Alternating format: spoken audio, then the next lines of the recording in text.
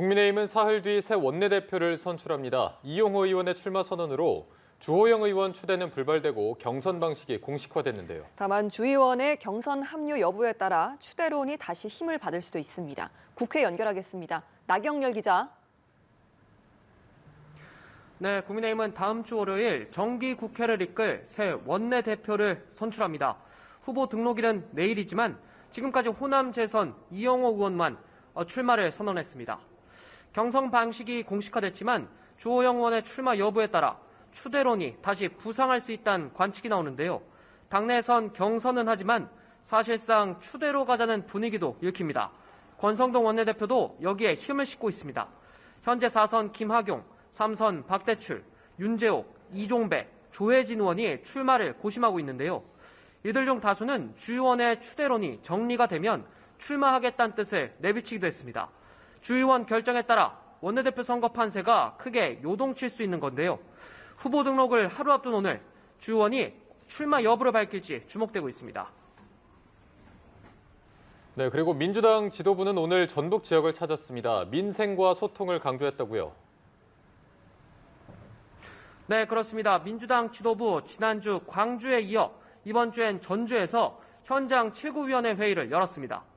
민주당은 이곳에서 먼저 민생을 강조했는데요. 이재명 대표는 민생을 위한 일에 여야가 어디 있느냐며 쌀값 안정화 법안, 양곡관리법 개정안을 이번 정기국회에서 처리하겠다고 약속했습니다.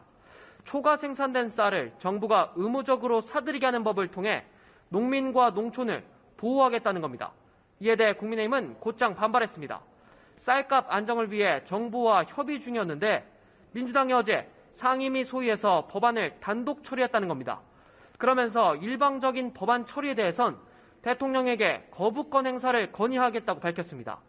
이재명 대표는 윤석열 대통령이 후보 시절에 시장 격리를 강조했던 만큼 거부권을 행사하지 않을 것으로 본다고 정부 여당을 압박했습니다. 야당은 또 대통령실을 향한 공세에도 나섰는데요. 정부는 과거 영빈관 역할을 할 새 건물을 용산에 짓기 위해 예산 878억 원을 편성했는데 야당은 이를 양치기 예산이라고 규정했습니다. 대통령실 이전에 496억 원만 든다고 한 윤석열 대통령이 거짓말을 했다는 건데요. 민주당은 정부가 민생고로 힘든 서민 예산은 줄이고 대통령실 이전 비용은 아낌없이 쓰고 있다고 비판했습니다. 예산 심사 과정에서 관련 예산 전액을 삭감하고 대통령실 이전 국정조사에 협조할 것을 다시 촉구했습니다. 네, 그런가 하면 중국 리잔수 전국인민대표대회 상무위원장이 김진표 의장과 회담했습니다. 어떤 논의가 오갔습니까? 네, 중국 내 서열 3위로 통하는 리잔수 중국 전인대 상무위원장이 국회를 찾았습니다. 김진표 국회의장과 면담한 뒤 언론 발표에도 나섰는데요. 김 의장과 리잔수 위원장은 한반도 평화와 북핵 문제 해결을 위한 한중 간 소통을 이어가기로 했습니다. 특히 김 의장은 평화로운 남북관계로 나아가는 과정에 중국 측의 건설적인 역할을 기대한다고 강조했는데 이에 대해 리잔수 위원장은 한반도 평화체제 구축이 양국 이익에 부합한다는 인식을 같이 한다고 공감을 표했습니다. 김 의장은 한중일 3국 의장회의를 중국 측에 제안했고 리 위원장은 진지하게 검토하겠다고 했습니다. 또 양국의 역사 문제가 정치적, 외교적 사안으로 번지지 않도록 관리해 나가는 일에 노력하기로 뜻을 모았습니다.